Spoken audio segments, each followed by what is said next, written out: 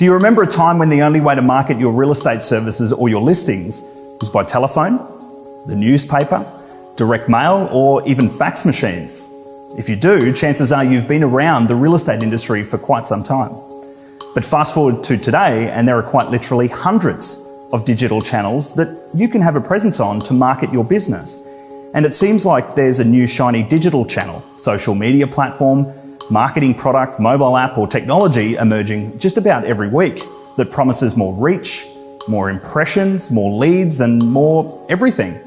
But just because that shiny new platform or product promises those things, who actually gets to dictate what happens to your brand or your marketing on that platform or product? Truthfully, how much control are you giving up?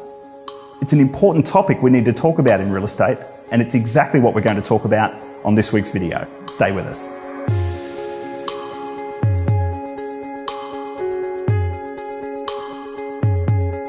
Hi folks, Josh Cobb here from Steps. I want you to think about the number of digital platforms that your business has a presence on today. How many are you on?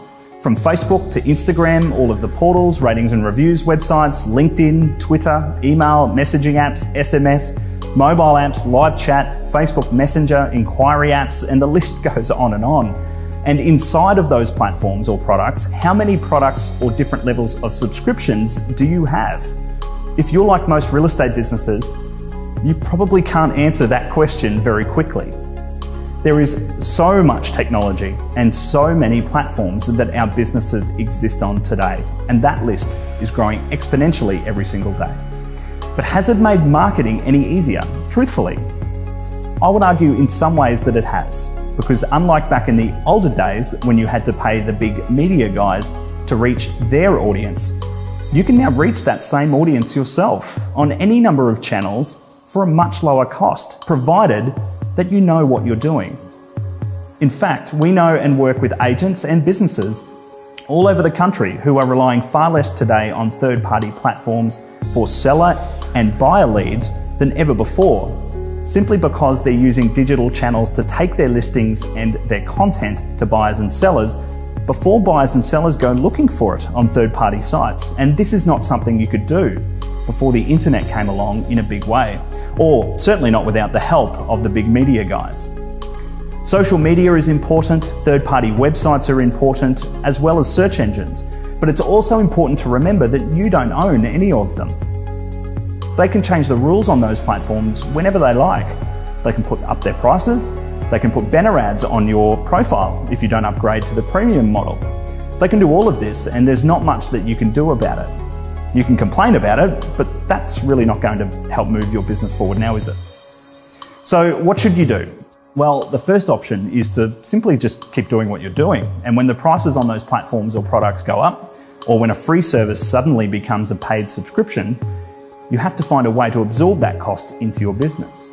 If that doesn't sound all that appealing, then here's what I want you to do. As a starting point, for the next property that you list, promote a Facebook ad for the property using the step-by-step guide that we've created on our website. Follow the link on your screen. Invest a few $100s and direct potential buyers back to the listing on your website. I can't stress enough how important it is to set up the Facebook ad properly, and it's critical that the traffic goes to your website. You can waste a lot of money on Facebook if these two things are not done properly. If you do this, you will see a huge spike in traffic on your website from potential buyers who we all know can be potential vendors. And the best part, only you are on your website. No banner ads, no competitors, no distractions, and you get to control the conversation. If you do this for every listing, I promise that your website traffic will explode with potential buyers and sellers checking out you, your profile, and your listings. And this is how smart digital real estate businesses rely less on third parties for new business today than they did yesterday. It's just like having more signboards or sold signs on more houses in your local market than your competitors. Only here you're putting your signboards and sold boards online.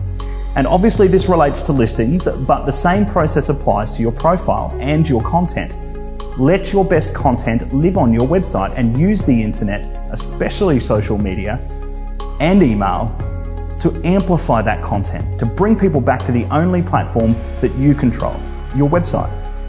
And when a new digital platform or product comes along, simply use it as another anchor for your website. If you do this, the less impact third parties will have on your business when they decide to change the rules on their platform. They didn't bank on you getting smarter about this. So as always, I hope you found this video helpful. Be sure to subscribe via our website. Now let's get to work.